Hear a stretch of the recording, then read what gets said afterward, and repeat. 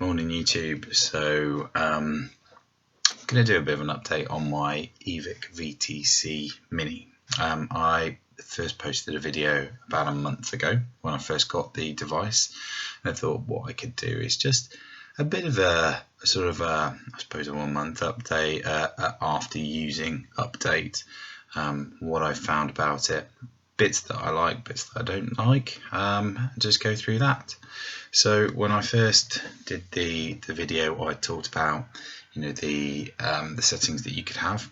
I have, and I suppose the first thing that I wanted to say was I have updated the firmware, so updated to the version 2 firmware. There have been, I think, 4 updates, and that has quite a different display on it to the original, which, as you all well know, looks exactly like that. So the new firmware, I suppose there's not masses to go through. It supports stainless steel, and it's got more information displayed on the display. Let's have a quick vape and compose our thoughts.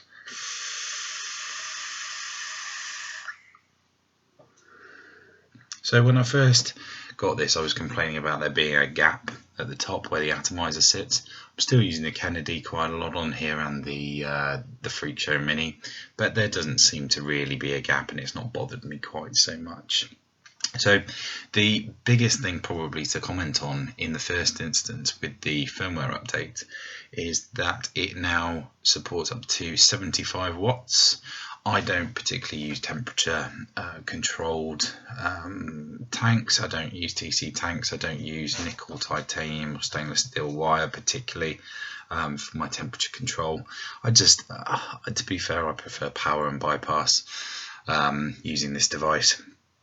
But yeah, so it goes up to 75 watts now, which is a decent amount of wattage for a very small and handy device.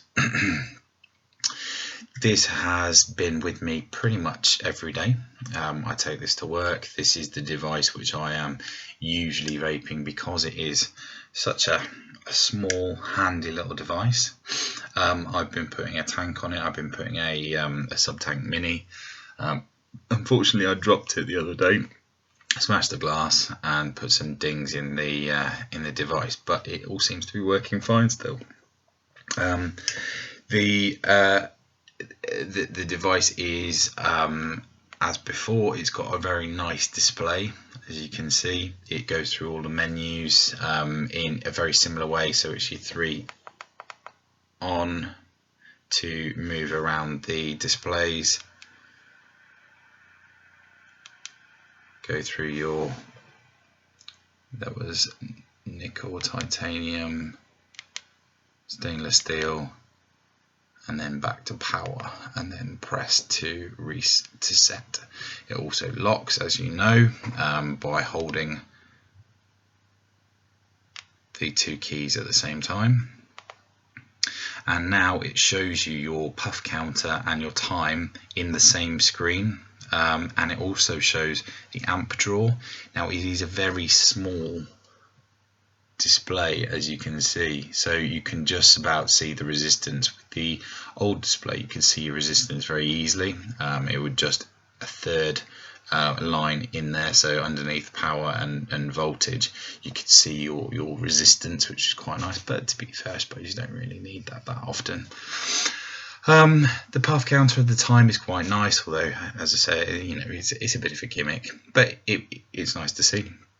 And then obviously your wattage and your power are displayed very prominently, which is always nice.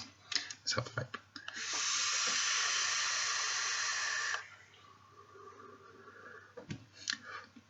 Nice.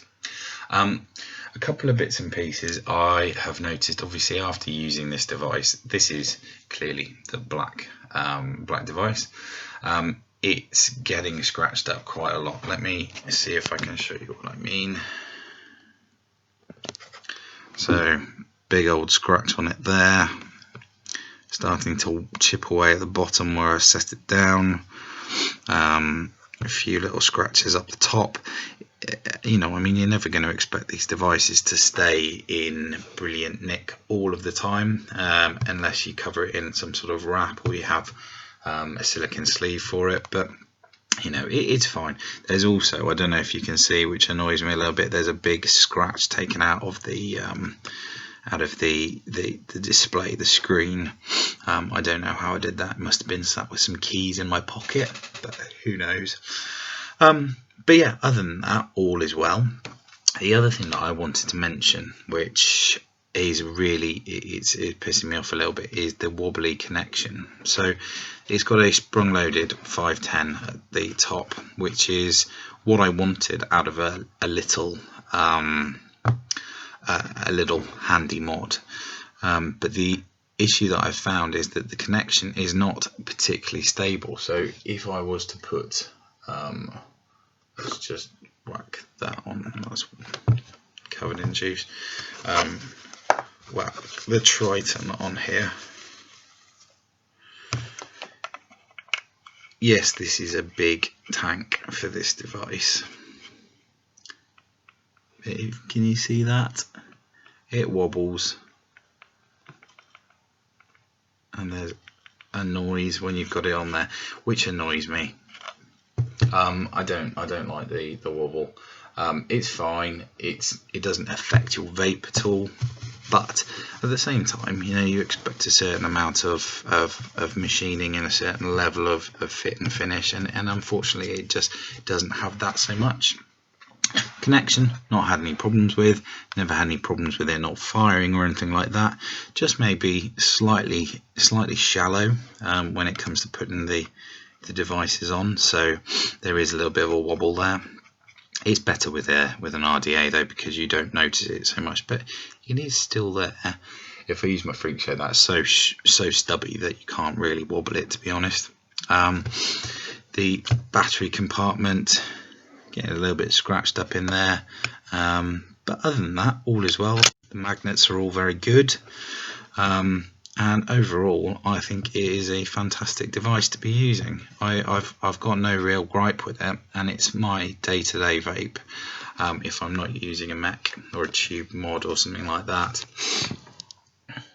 But yeah, so it also, for some reason, this sort of, the finish that it's got on there, and I haven't particularly noticed it on other devices, but it seems to attract juice, so it gets that sort of like a slightly tacky feel. However much I try and clean it, it still keeps a sort of a tacky feel to it, which is a little bit annoying. But other than that, it's a very good device. I'm pleased that they've put the wattage up. It's going to kill battery life, I've no doubt, but putting the wattage up means that I've got more versatility, more ability to do other things, and obviously there's the stainless steel side of things, so I can use that.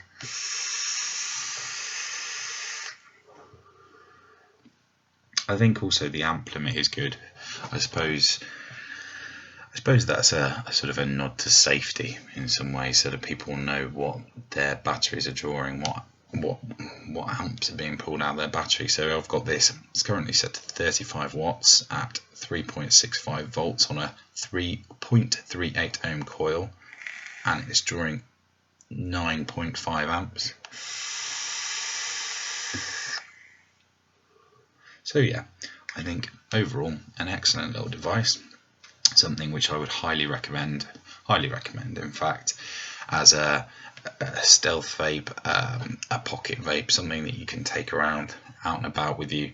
But yeah, that's what I've got. Thank you very much indeed for watching, and keep vaping.